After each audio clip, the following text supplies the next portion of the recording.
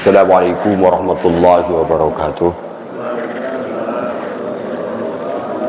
A'udzu billahi minasyaitonir rajim. Bismillahirrahmanirrahim. Alhamdulillahi rabbil alamin. Wa bihi nasta'inu ala umuri dunya waddin. Wassalatu wassalamu ala asyrafil anbiya'i wal mursalin wa ala alihi wa ashabihi wa man tabi'ahum bi ihsanin ila yaumiddin. Amma ba'd, bapak-bapak, ibu-ibu hadirin jamaah salat subuh Masjid Bani Umar hadana wa iyyakumullah.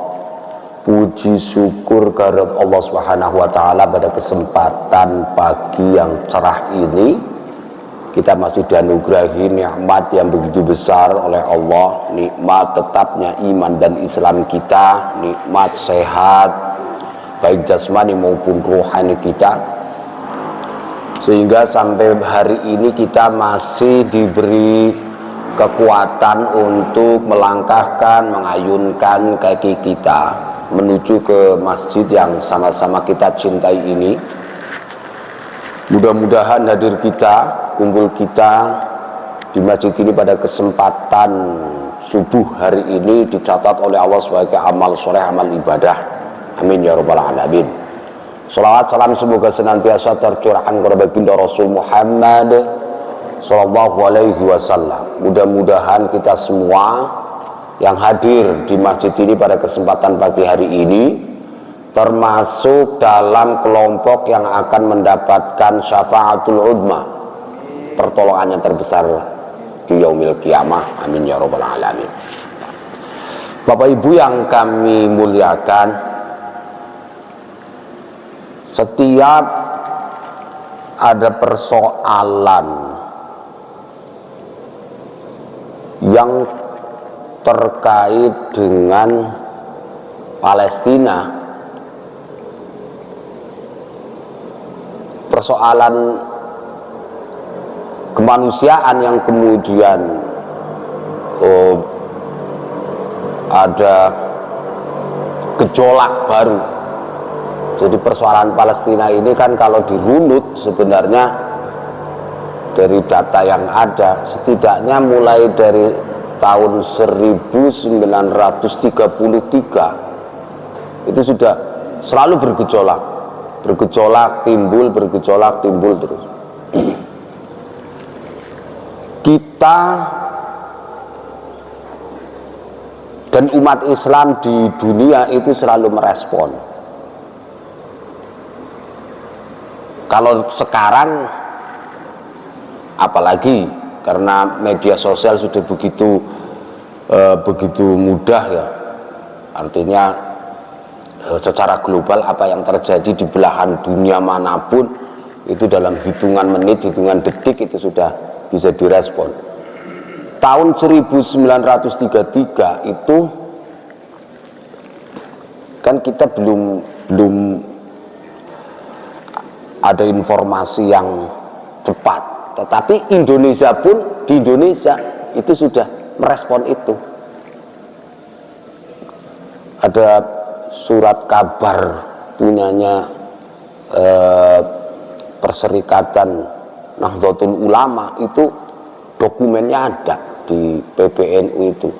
Di tahun itu ada setelah pasca muktamar NU di Magelang, itu ada himbauan kepada seluruh warga Jamaah Nahdlatul Ulama untuk membantu guna meringankan beban para janda dan para yatim piatu korban konflik di Palestina. Tahun 1933 dokumennya ada.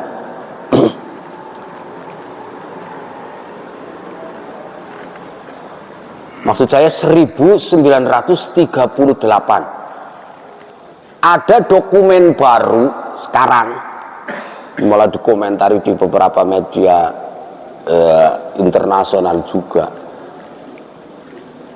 Izin tinggal orang Yahudi di Palestina itu tahun 1933. Ada orang Yahudi di luar Palestina, mau tinggal di Palestina.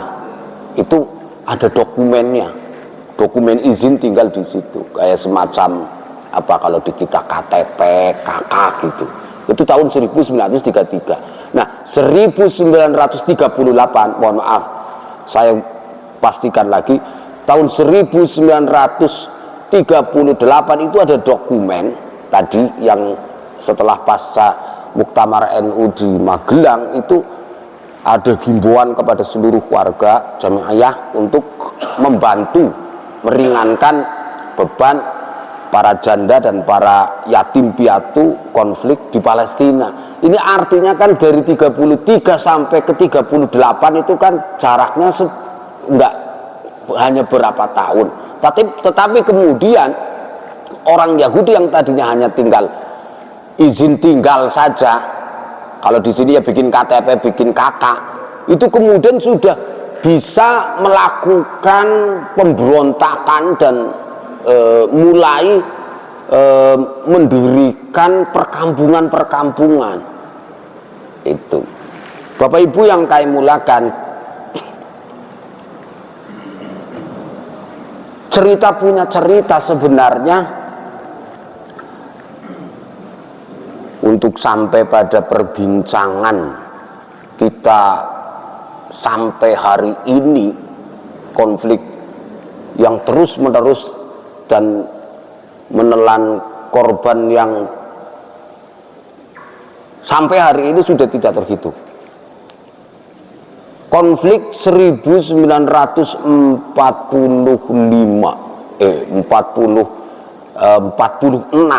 ketika mulai mendeklarasikan sebagai negara Israel aja, itu yang diusir dari Palestina oleh orang-orang Israel itu data dari buku-buku. Ini ada buku karangannya punyanya M. Nasir, buku lama, ejaannya aja ejaan lama. Ini merekam mulai dari awal konflik itu sampai perbincangan-perbincangan di dunia internasional, muktamar negara-negara Arab dan seterusnya. Ini bagus sekali buku-buku ini, buku lama. Sekarang kayaknya kalau saya lacak juga nggak ada yang menjual buku ini. Itu sudah 1.300.000 warga yang terusir dari wilayah Palestina itu tahun itu. Nah, kalau sampai sekarang itu udah nggak kehitung. Bapak Ibu yang kami muliakan, kita runut dari persoalan kenapa sih sebenarnya kemudian Yahudi itu sampai hari ini negara kecil tetapi ngangkangin dunia, Israel, dengan kecerdikannya, tetapi kalau saya lebih suka mengatakan dengan kelicikannya, itu bisa ngangkangin seluruh dunia dan dunia Arab. Bapak Ibu yang kami muliakan, kalau di rekaman Al-Quran, maksudnya Al-Quran membicarakan Yahudi, ada Bani Israel, ini sebenarnya hubungannya bagaimana? Kalau dari sisi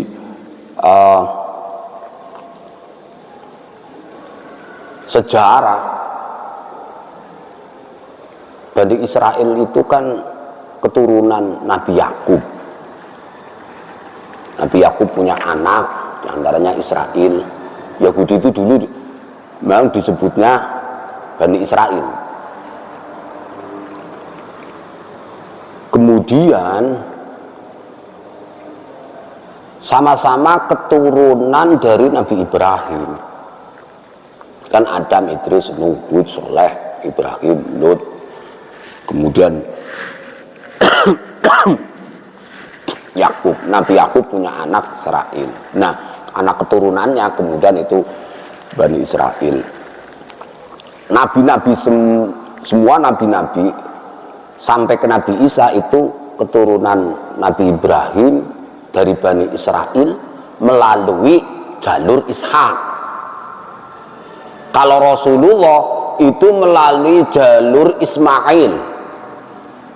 Tapi kan lompatnya jauh banget Rasulullah. Tetapi rekaman nasab itu kalau orang Arab memang tradisinya ngitung nasab itu ya sampai ke Abdul Manaf itu kerekam sampai ke Rasulullah terakhir Muhammad bin Abdullah bin Abdul Muthalib, terus sampai ke Adnan, sampai ke Manaf dan seterusnya.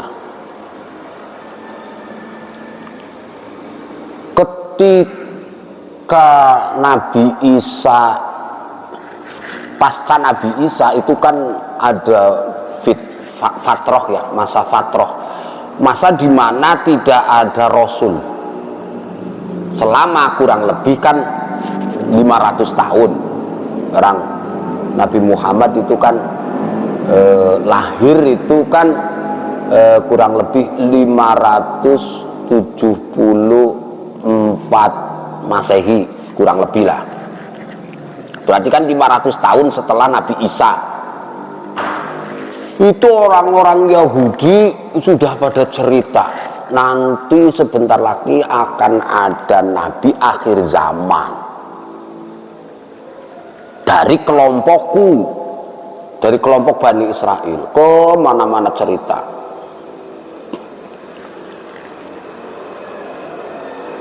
Bapak Ibu yang kami muliakan, kalau dari sisi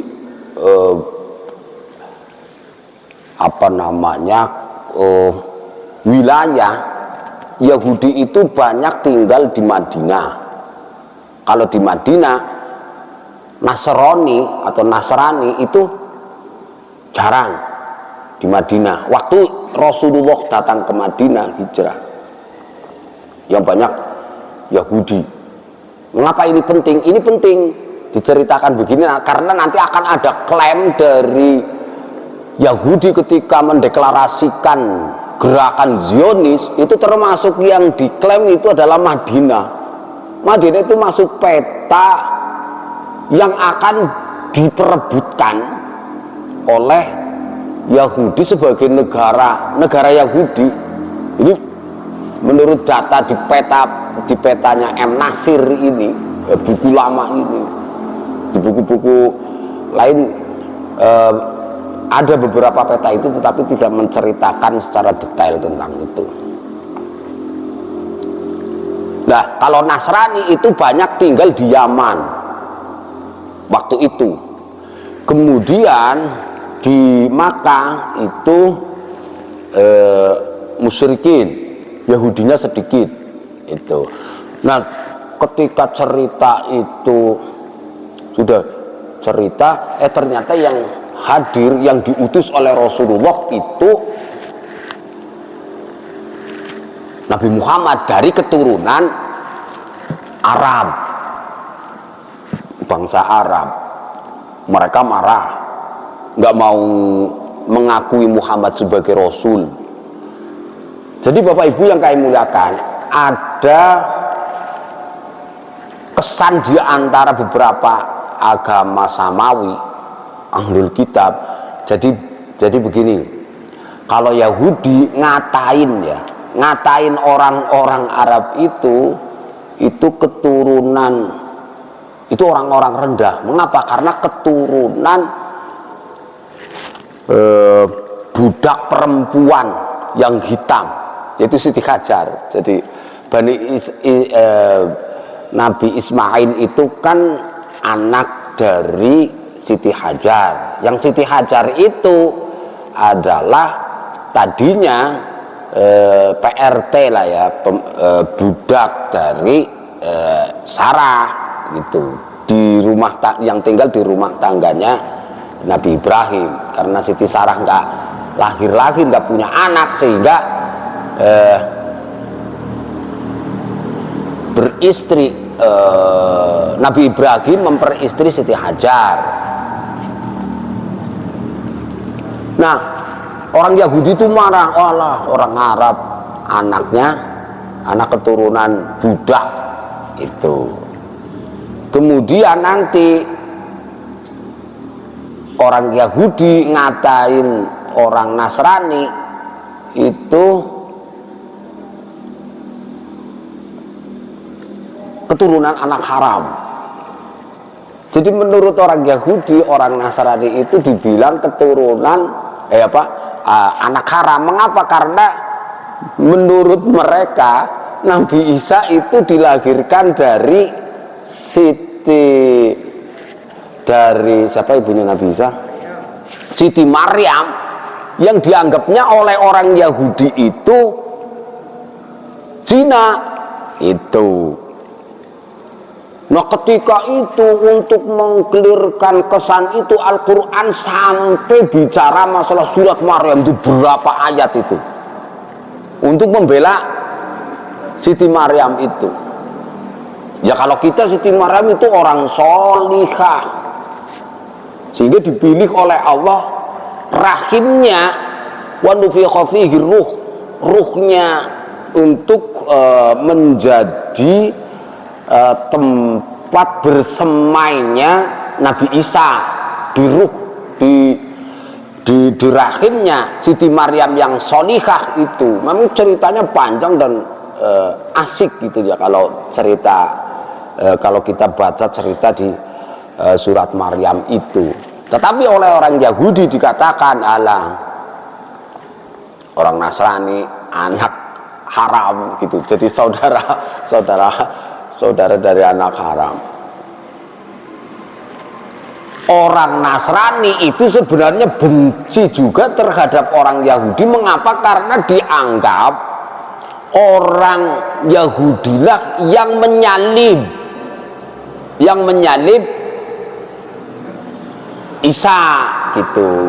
Kalau keyakinan teologis kita itu kan orang Nabi Isa kan diangkat, yang disalib itu kan bukan Nabi Isa, hanya pengikutnya Nabi Isa atau sahabatnya Nabi Isa, Hawariyun, diambilkan dari Hawariyun yang kemudian diserupakan persis seperti Nabi Isa, jadi yang disalib itu. Tetapi kalau orang Nasrani itu sebenarnya benci terhadap orang Yahudi karena di kisah mereka itu yang menyalib Nabi Isa. Bapak Ibu yang kami bilang ini cerita sepintas tentang konflik aslinya. Nah, orang Yahudi itu nggak terima karena Rasul yang terakhir turun ternyata yang diutus itu Muhammad bin Abdullah dari kelompok Arab.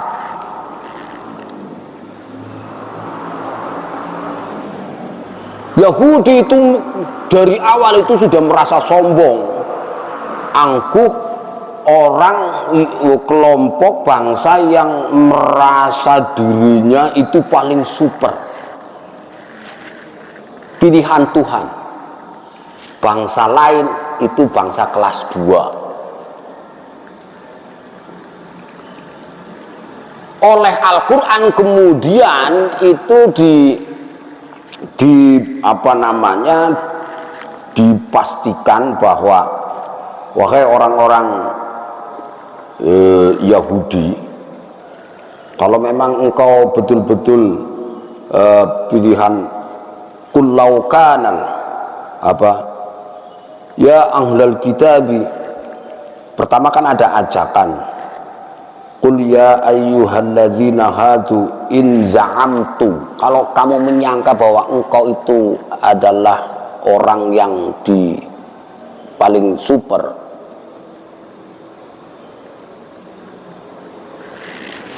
itu pertama Allah sedang menyangkal bahwa engkau bukan orang yang paling super. Tetapi kemudian karena dia menganggap bahwa orang lain itu adalah kelas 2 sehingga tidak mau menerima kebenaran Al-Quran, kebenaran Rasulullah. Nah, Rasulullah itu sudah mengajak, kalau dalam Ali Imran kan, ya ahlal kitab ta'alau ila kalimatin sawa'in bainana wa bainakum, wahai orang ahlul kitab, ayo bareng-bareng bersama kami, kalimatun sawa, menyembah Allah. Kalau ditafsir memang ayat ini lebih spesifik mengarahnya ke Nasrani, tetapi kalau sebutan ahlul kitab itu di Al-Quran ya, kalau ya Nasrani ya Yahudi. Kemudian orang Yahudi itu ketika diskusi dengan Rasulullah itu selalu menganggap bahwa, wahai Rasul, saya udah gak butuh Quran, saya udah punya Taurat. Jadi agama yang, kalau agama Islam kan agama dakwah, Nasrani juga kemudian disebut agama dakwah. Artinya apa sih? Agama yang diperintahkan oleh Allah untuk disebarkan ke seluruh umat manusia di penjuru dunia. Ud'u ila sabili rabbika bil hikmati.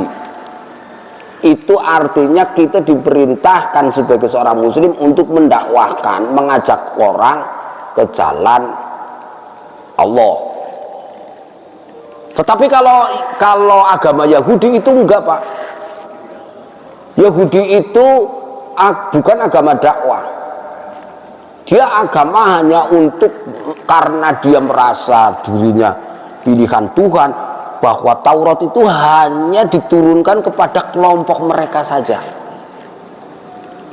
Jadi bila perlu yang dikekepin sama dia, orang lain nggak usah mendapatkan informasi Taurat, karena Taurat hanya untuk kelompok mereka. Sehingga kata mereka, Muhammad, saya nggak perlu Quran, dengan Taurat saja kita udah cukup. Ini Ibnu Abbas itu menceritakan demikian dalam yang direkam di tafsir Baghawi, ketika ayat surat Al-Kahfi ayat 109 turun. Jadi Allah memerintahkan, qul, katakanlah wahai Rasul, wahai Muhammad, kata Allah, qul law kana al-bahru midadan li kalimati rabbi lanafida al-bahru qabla an tanfada kalimatu rabbi qabla an tanfada kalimatu rabbi walau ji'na bimithlihi madada. Wahai Muhammad, wahai Rasulullah, kata Allah, katakan ke orang-orang Yahudi itu, jangan sombong. Seandainya saja jikalau seumpama kullau kanal bahru midadan, seluruh lautan itu dijadikan tinta untuk menulis kalimat Allah, ayat-ayat kebesaran Allah, ilmu-ilmu Allah, itu niscaya air laut itu akan habis sebelum kalimat ilmu, ayat, tanda-tanda kebesaran Allah itu habis. Walau kemudian dibuatkan lautan seperti semula, sebelum kalimat ayat-ayat ilmu Allah itu habis, itu lautan itu sudah habis, terus begitu. Itu artinya apa? Bahwa Allah sedang berikan informasi bahwa memang ini orang Yahudi itu sombong sekali. Udah nggak butuh Quran kita sudah punya Taurat kata mereka. Tapi dibantah oleh Rasulullah. Ini kisahnya ketika ayat ini sebenarnya nyambung dengan ayat tentang ruh gitu loh, tentang dialog orang Yahudi dengan Rasulullah terkait dengan pertanyaan tentang ruh. Tapi kita nggak akan masuk ke situ. Bapak Ibu yang kami muliakan. Kemudian sikap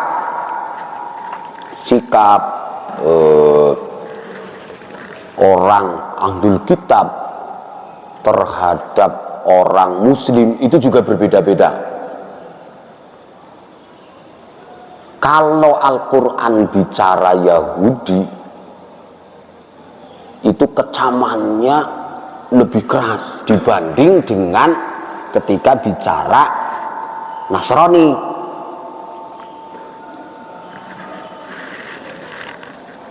Kalau dalam persoalan sosial itu Yahudi itu lebih dikecam, sedangkan Nasrani tidak. Jadi ada unsur pertemanan atau persahabatan antara Yahudi, antara Islam dan Nasrani dalam konteks ini. Tetapi kalau dalam hal teologis, dalam hal keagamaan, orang Nasrani itu lebih dikecam di dalam Al-Quran dibanding orang Yahudi. Misalnya saja ayat Al-Quran menyebutkan a'udzubillahi minasyaitonirrajim, la tajidanna asyaddan nasi adawatan lilladzina amanul yahuda walladzina asyraku wa la tajidanna aqrabahum mawaddatan lilladzina amanu alladzina qalu innan nasara dzalika bi anna minhum qissisina al-ayah. Bapak Ibu yang kami muliakan, pertama di sini Al-Qur'an menginformasikan bahwa kalian akan menemui orang yang sangat keras sekali permusuhannya terhadap orang-orang mukmin, terhadap orang-orang yang beriman itu dari orang-orang Yahudi dan orang-orang musyrik. Kemudian kamu akan menemui persahabatan dari orang-orang Nasrani. Mengapa? Karena orang-orang Nasrani itu banyak orang yang rahib itu pendeta-pendeta waktu ketika Islam baru turun. Yang kedua, ada ayat yang sangat populer, walan tarda ankal yahud walan nasara hatta tattabi'a millatahum. Itu kan populer sekali. Orang-orang Yahudi tidak akan pernah ridho, dan orang-orang Nasrani tidak akan pernah rela, tidak akan pernah senang terhadap kalian, sehingga kalian semua mengikuti mereka.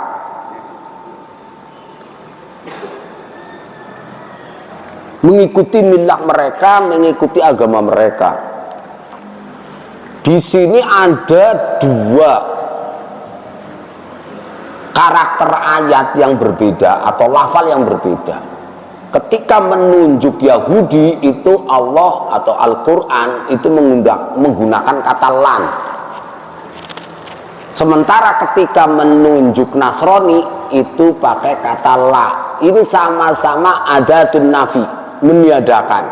Hanya saja kalau menurut Az-Zarkasi dalam Al-Burhan, rahasianya perbedaannya, kalau lan itu berarti menafikan sesuatu di masa datang, walan tardo, orang Yahudi itu tidak akan pernah rela, tidak akan pernah ridho kepada kita selama-lamanya, masa yang akan datang.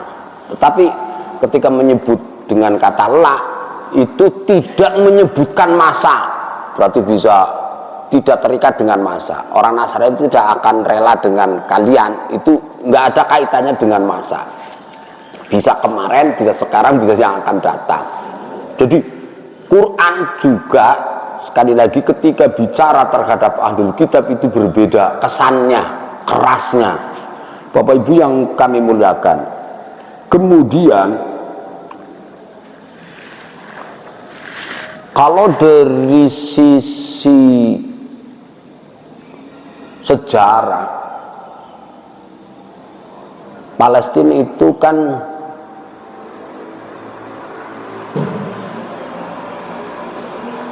di sana tempat bersemainya ajaran tauhid. Nabi Ibrahim di sana, Nabi Ibrahim itu makamnya sekarang di Hebron. Itu wilayah yang dikuasai oleh Israel. Kemudian Nabi Musa juga di sana. Tugas Nabi Musa itu diantaranya mengeluarkan Bani Israel dari perbudakan Fir'aun. Kan panjang itu Nabi Musa. Nabi Musa itu terkenal sebagai nabi yang kuat, yang cerdas, terus kemudian masih didampingi oleh adiknya, oleh Harun yang sebagai nabi juga yang diplomatis. Mengapa? Karena menghadapi raja Fir'aun yang pada waktu itu memang luar biasa. Tugas utamanya adalah mengeluarkan Bani Israel dari perbudakan Fir'aun. Pendek cerita, Bani Israel kan sukses dikeluarkan dari Mesir, Kipti ya kalau bahasa itunya, oleh Nabi Musa. Tetapi tidak sampai masuk ke Palestina, hanya di pinggir-pinggirnya saja, di Bukit Tursina dan sebagainya, tidak sampai masuk ke dalam. Karena Nabi Musa itu diutus kepada Bani Israel yang budak, itu tugasnya itu lebih berat. Kalau budak itu kan ada istilah, orang merdeka itu cukup diperintah dengan isyarat, tetapi kalau budak itu harus dipecut atau harus dipukul. Jadi kalau orang merdeka itu diperintah dengan isyarat itu sudah sampai, tetapi kalau budak itu harus dipukul. Nah, orang Bani Israel itu dulu itu begitu, sehingga kisahnya demikian. Kemudian kalau dari Masjidil Aqsa, Palestina kan di situ ada Masjidil Aqsa, kemudian ada Gaza, ada tepi barat, ada Yerusalem, dan beberapa nabi memang dari situ. Tetapi yang terekam, yang menjadi ikatan batin bagi umat Islam sekarang itu pertama karena Masjidil Aqsa itu adalah masjid di mana Rasulullah itu pernah singgah ketika Isra Mi'raj, sampai di situ. Kemudian ketika Mi'rajnya juga di masjid itu. Kita pernah cerita tentang Isra Mi'raj detail di sini. Kemudian Masjidil Aqsa itu juga kiblat pertama dari umat Islam. Jadi Bapak Ibu yang kami muliakan, ketika Rasulullah pulang dari Mi'raj di Sidratul Muntaha, kemudian sampai di Mekah, di sekitar Masjidil Haram itu sudah mendapatkan perintah sholat 5 waktu. Itu subuhnya belum diwajibkan, tetapi kemudian mulai zuhur wajib sholat 5 waktu semuanya. Nah, waktu di Mekah itu Rasulullah sholatnya ada 2 pendapat. Sebagian mengatakan menghadap Masjidil Aqsa, kemudian sebagian mengatakan tidak, artinya Rasulullah menghadap Masjidil Haram, orang di situ di Masjidil Haram. Nah, yang berpendapat Rasulullah waktu itu sholatnya dengan para sahabat ke Masjidil Aqsa itu iya, tetapi beliau berpendapat bahwa tetapi tidak pernah membelakangi Ka'bah gitu. Nah, setelah pindah hijrah ke Madinah, di Madinah Rasulullah menemukan di situ banyak orang Yahudi, sehingga punya pemikiran agar kita tidak dianggap orang yang memutus mata rantai ajaran Rasul-Rasul terdahulu, di mana orang Yahudi itu kiblatnya ke Baitul Maqdis itu. Rasulullah ketika di Madinah sholatnya menghadap Masjidil Aqsa. Namun di tengah perjalanan itu Rasulullah itu jadi untuk menarik hati orang-orang Yahudi agar mau bareng-bareng menerima risalah Islam. Tetapi mereka sampai akhir sampai sittata asyara syahran, 16 bulan itu kok kelihatannya enggak ada keinginan orang-orang Yahudi itu mau menerima Islam, mau menerima Rasulullah. Akhirnya Rasulullah kalau sholat sering menghadap ke langit. Artinya Rasulullah ingin pindah kiblat, jangan menghadap ke Baitul Maqdis di Palestina, tetapi pinginnya ke Masjidil Haram. Akhirnya oleh Allah itu dikabulkan, Rasulullah itu sholatnya pindah ke Masjidil Haram. Jadi itu yang kedua yang terkait dengan Masjidil Aqsa. Kemudian ada hadis yang menceritakan bahwa la tasuddur rihal, janganlah kalian bersusah payah bepergian menuju mencari masjid kecuali boleh 3: Masjidil Haram, Masjidil Nabawi, Masjidil Aqsa. Mengapa? Karena sholat di 3 masjid ini memiliki kualitas derajat yang tinggi dibanding masjid-masjid lain. Kalau kita orientasinya mau pingin sholat di masjid, kok kita misalnya ke masjid lain yang orientasinya itu derajat, itu yang enggak. Lebih baik tetap karena itu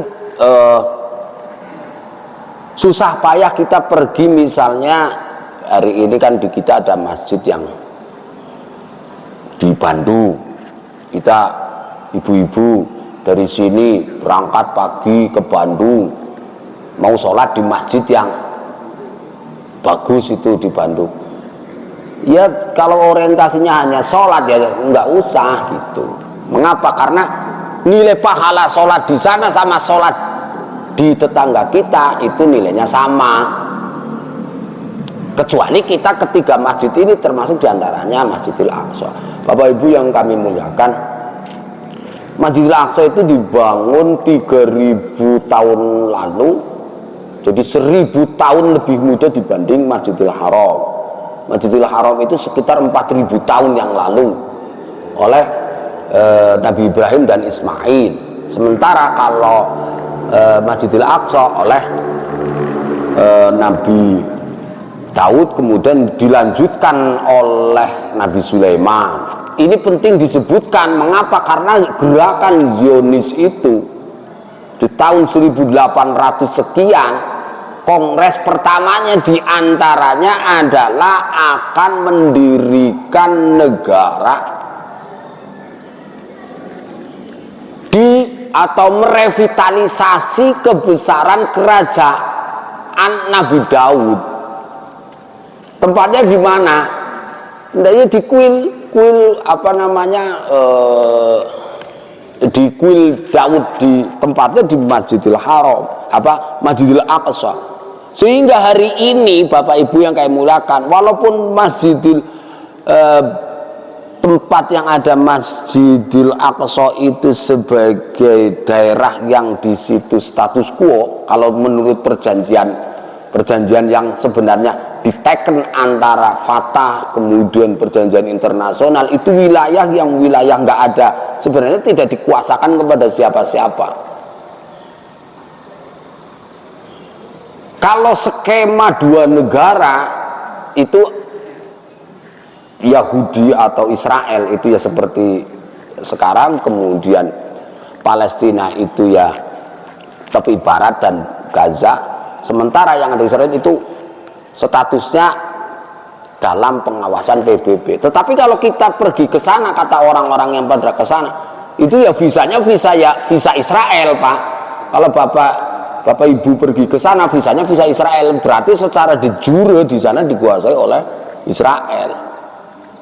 Karena memang berarti kalau 1800 sekian tahun 1800 Kongres Zionis pertama itu, kalau sampai hari ini itu sudah berapa tahun, itu memang impian mereka ingin mengembalikan kerajaan itu jadi 1897 sampai sekarang sudah berapa tahun itu impian mereka. Bapak Ibu yang kami muliakan, kemudian kalau dari sisi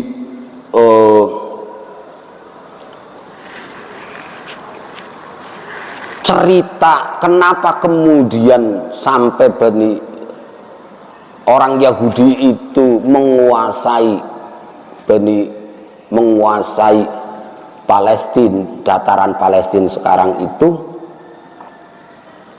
sering diceritakan bahwa awalnya orang Yahudi kan orang yang dibenci,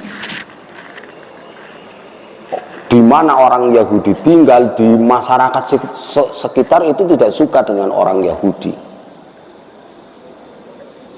Di Eropa Timur dia dikejar-kejar, di Eropa Barat dia dikejar Hitler. Ini kita sudah kesini nih, sudah kesini.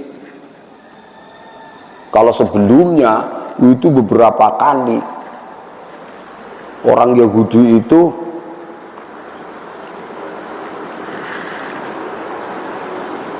dulu pernah ditolong oleh penguasa. Ini sebelum Rasulullah. Sebelum Rasulullah orang Yahudi itu juga dikejar-kejar.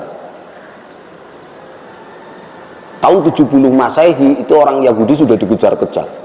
Sehingga diaspora itu menyebar kemana saja. Bangsa yang terlunta-lunta tidak punya negara. Ketika zaman Rasulullah di tahun 664 itu di 655 Palestina itu dalam kekuasaan Romawi, kemudian dibebaskan oleh sahabat Umar itu tahun 664 Masehi. Jadi masuk ke wilayah kekuasaan Islam itu dibebaskan oleh Umar, direbut dari Romawi. Kalau bicara Romawi ya Eropa. Terus cerita panjang itu silih berganti, kemudian dikuasai oleh Romawi kembali dan direbut kembali oleh Islam yang oleh jenderal pasukan perang salib oleh Salahuddin Al-Ayyubi itu di tahun berapa? Tahun 1193. Ini peristiwa perang salib itu kan 2 abad lamanya. Itu Palestina, Masjidil Aqsa itu dikuasai oleh Islam. Terus kemudian sampai Perang Dunia I, Islam kalah, kekuasaan Islam kalah, Khilafah Islamiyah di Turki itu kalah perang, tumbang oleh Inggris. Kemudian solusinya ini bagaimana ini ngatasin orang Yahudi yang tersebar kemudian di mana-mana. Dan Bapak Ibu yang kami muliakan, orang Yahudi itu setelah terlunta-lunta sebagai bangsa yang tidak punya negara, tetapi mereka mengkonsolidasikan diri, berbisnis, termasuk diantaranya kalau kita membaca sejarah perbankan konvensional, sistem ribawi itu pertama yang membuat adalah orang-orang Yahudi ini, sehingga mereka menjadi kaya raya. Di Amerika orang-orang kaya di sana itu semuanya berafiliasi dengan Yahudi. Bill Gates yang mempunyai kerajaan Microsoft Office, yang kemudian membuat ceritanya itu internet dan sebagainya, orang yang terkaya di dunia Yahudi. Terus kemudian jadi di Amerika itu ada iklan, siapa saja yang ingin pindah ke Yerusalem itu akan dibiayai, akan diberi rumah di sana, terus kemudian akan dibiayai hidupnya. Jadi Bapak Ibu yang kami muliakan, setelah Inggris dan Amerika memfasilitasi gerakan Zionisme itu, yaitu gerakan orang-orang Yahudi yang tersebar di seluruh dunia pulang ke Zion. Zion itu adalah bukit di dekat situ, di dekat Masjidil Aqsa di sana. Difasilitasi oleh Inggris dan oleh Amerika, maka mulai sejak saya kecil itu selalu kita dengar bahwa mereka memperluas daerah, membuat perkampungan, membuat perumahan terus begitu. Karena memang ketika mereka tinggal di sana itu nggak ada yang namanya batas. Ketika pertama kali dideklarasikan negara Israel itu, mereka tidak membuat sebuah peta ini wilayah Israel, ini enggak. Tetapi hanya garis demarkasi yang setiap saat itu bisa diperluas. Bahkan ketika di tahun 1897 itu peta yang dibikin itu, ke barat itu sampai ke Sungai Nil, ke timur itu nanti sampai ke Efrat, ke Sungai Efrat, berarti itu masuk wilayah Baghdad, termasuk diantaranya Madinah. Waktu presiden siapa itu namanya ya, bahasa itunya agak sulit. Itu pernah orang Yahudi itu menemui Ibnu Saud, jadi raja yang pertama, ingin membeli tanah di Madinah, Pak Ibu. Mengapa? Karena mengklaim bahwa nenek moyang kami dulu kan tinggal di situ. Bapak Ibu ingat bahwa di situ dulu ada namanya Bani Quraidah, Bani Khazraj.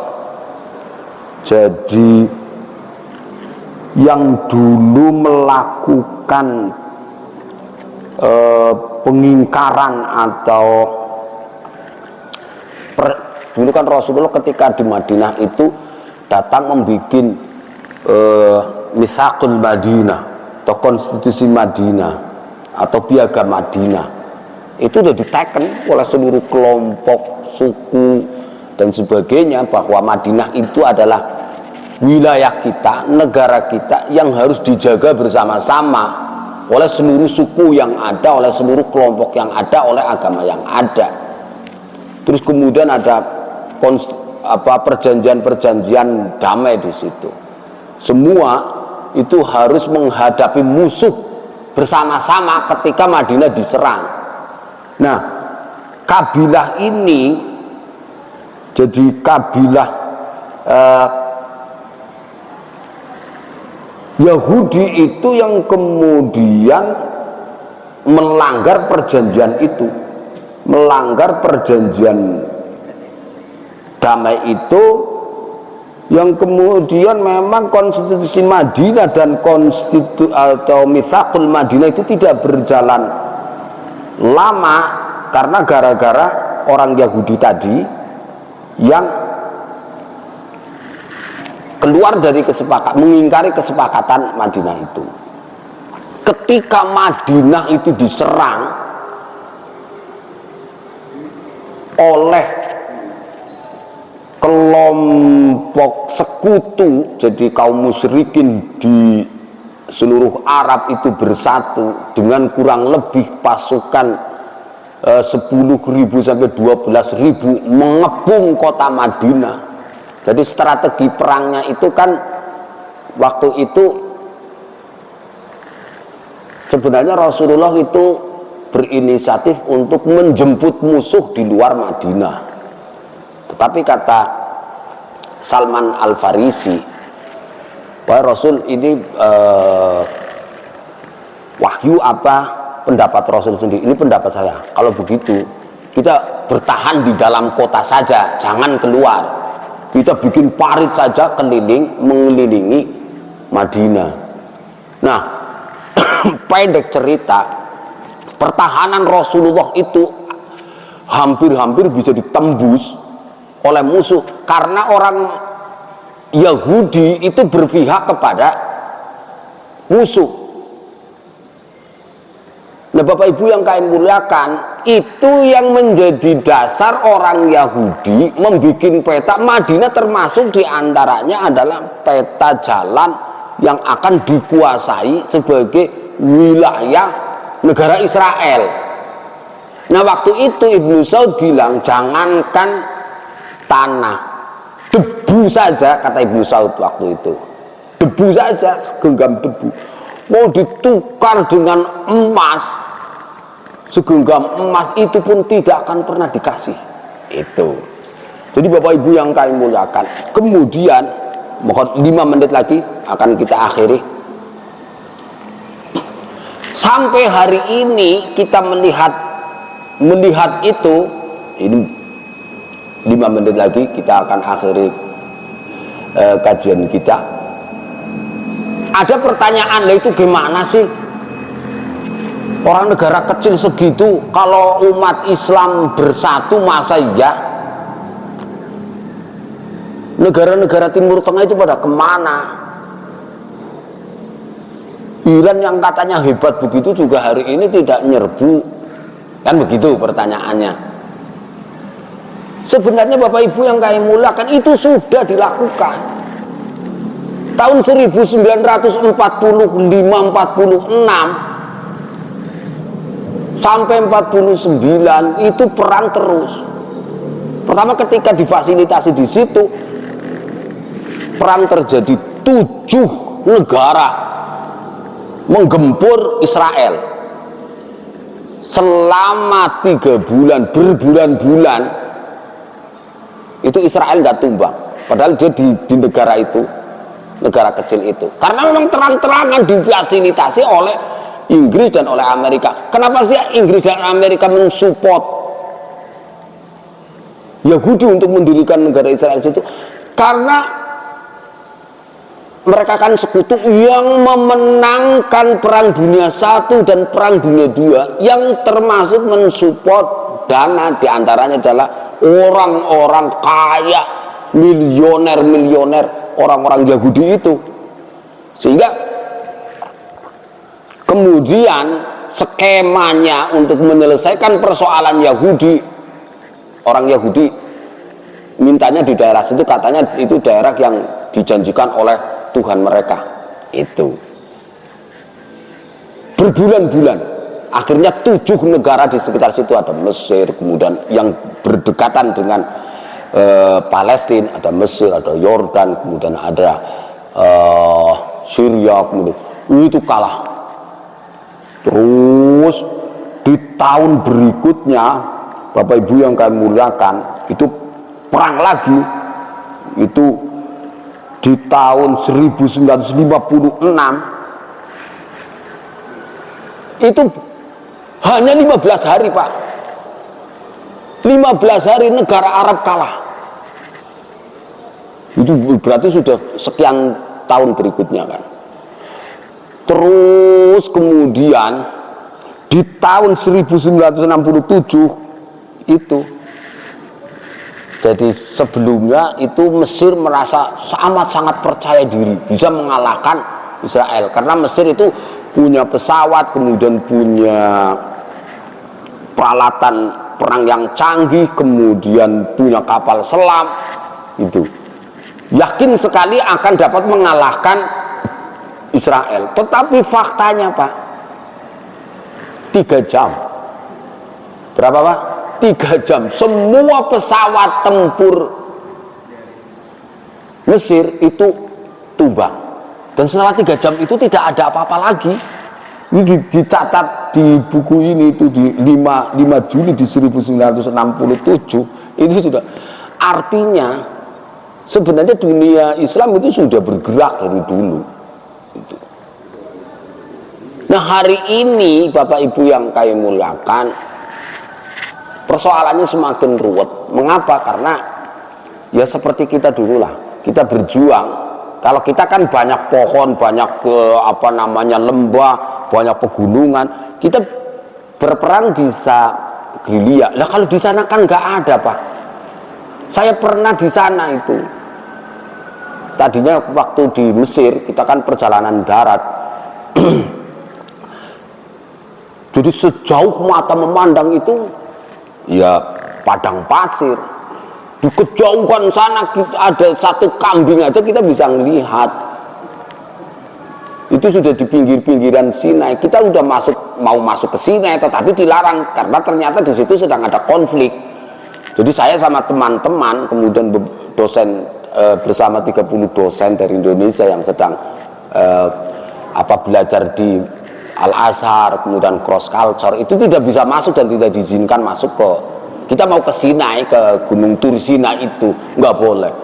Nah kalau di sana kalau perang nggak pakai pesawat ya nggak bisa. Kalau kita dulu Pangeran Diponegoro bisa ke Gua Selarong, kemudian Jenderal Jenderal siapa sih namanya, Sudirman itu kan orang Purwokerto, tetangga saya di sana itu. Dan memang diceritakan Sudirman itu pernah ke pesantren saya dalam mengkonsolidasi itu bisa melakukan gerilya. Bahkan ketika Soekarno memproklamirkan diri menjadi sebuah negara, Soekarno dan Hatta, itu masih ada orang yang di dalam ini pasukan-pasukan kemerdekaan yang di dalam hutan, nggak tahu kalau negara ini sudah diproklamirkan dan sudah merdeka. Itu jadi Bapak Ibu yang kami muliakan, intinya bahwa hari ini di sana itu ada otoritas. Dulu PLO dipimpin Yasir Arafat, kemudian dilanjutkan oleh Fatah. Itu semuanya memiliki otoritas di wilayah situ. Kemudian disusul oleh Hamas. Hamas itu di tahun 1980 sekian, Syekh Yasin itu mendirikan Hamas. Sudah diteken beberapa perjanjian, ada skema 2 negara. Jadi Palestina itu bukan negara Pak. Palestina itu tadinya wilayah yang masuk kekuasaan Khilafah Islamiyah Utsmaniyah di Turki. Nah ketika itu kemudian wilayah itu diperebutkan. Skema 2 negara berarti Palestina merdeka menjadi negara, Israel menjadi negara. Itu yang disepakati, yang diteken oleh Fatah. Fatah itu memiliki otoritas di wilayah tepi barat, sementara Gaza itu basis perjuangannya Hamas. Tetapi Hamas itu tidak mau. Hamas itu pokoknya selagi masih ada Israel di situ tidak akan pernah berhenti berjihad sampai hari ini. Gitu. Jadi Kalau untuk perdamaian masa depan Palestina itu kelihatannya ya masih panjang. Kita dijajah oleh Belanda 350 tahun. Mereka baru kemarin kan, baru kemarin 1946. Artinya kan kalau kita kan dulu kan senjatanya belum secanggih ini.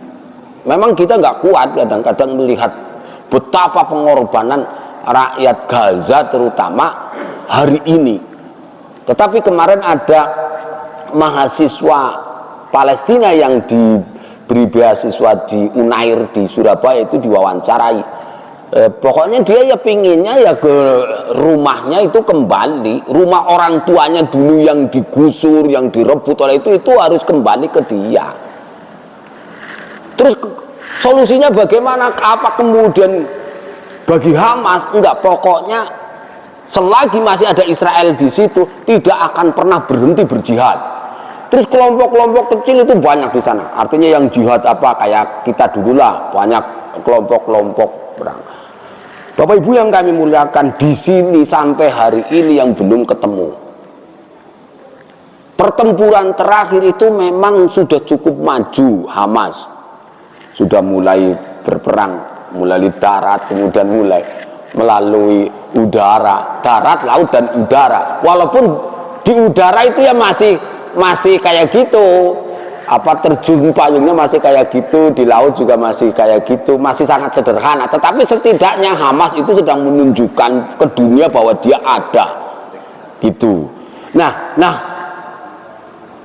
jadi sampai hari ini untuk menatap masa depan perdamaian di sana itu masih berat. Artinya dalam jangka waktu dekat, hari ini sedang gencatan senjata. Mulai kemarin itu saja hanya 4 hari. Hanya 4 hari, artinya bantuan yang begitu banyak dari beberapa negara termasuk di Indonesia itu kan melalui Mesir itu sedang dimasukkan ke sana. Kita peduli terhadap Palestina karena memang itu bagian dari kita. Preambul pembukaan kita itu kan sudah menyatakan bahwa penjajahan di muka bumi ini harus dihapuskan. Selagi masyarakat Palestina masih terjajah, maka semasa itu juga kita itu masih, Indonesia itu masih bersama rakyat Palestina. Maka di sana membangun rumah sakit, terus Yusuf Mansur membangun Darul Quran Indonesia itu di sana ada. Kemudian fasilitas banyak, kita banyak menyumbang ke sana dari dulu melalui beberapa gitu. Jadi intinya Bapak Ibu yang kami muliakan, tapi kita percaya bahwa kekuatan doa hari ini di seluruh, ya kemarin itu kan ramai sekali kita doa kunut nazilah, mendoakan agar Palestina itu tetap menjadi bagian kita, menjadi bagian umat Islam. Cuman solusinya belum ketemu, itu saja. Solusinya belum ketemu. Tetapi dengan kekuatan doa, insya Allah ke depan kita akan menatap Palestina dan kita akan bisa pergi ke sana dengan damai. Dan kita bisa, mudah-mudahan kita semua juga bisa sholat bersama-sama di Masjidil Aqsa. Bapak Ibu yang kami muliakan, mari kita tutup kajian kita pada kesempatan pagi hari ini dengan bacaan doa kafaratul majlis. Bismillahirrahmanirrahim. Subhanakallahumma wa bihamdika asyhadu an la ilaha illa ant astaghfiruka wa atubu ilaik. Kurang lebihnya mohon maaf. Wallahul muwaffiq ila aqwamit thoriq. Assalamualaikum warahmatullahi wabarakatuh.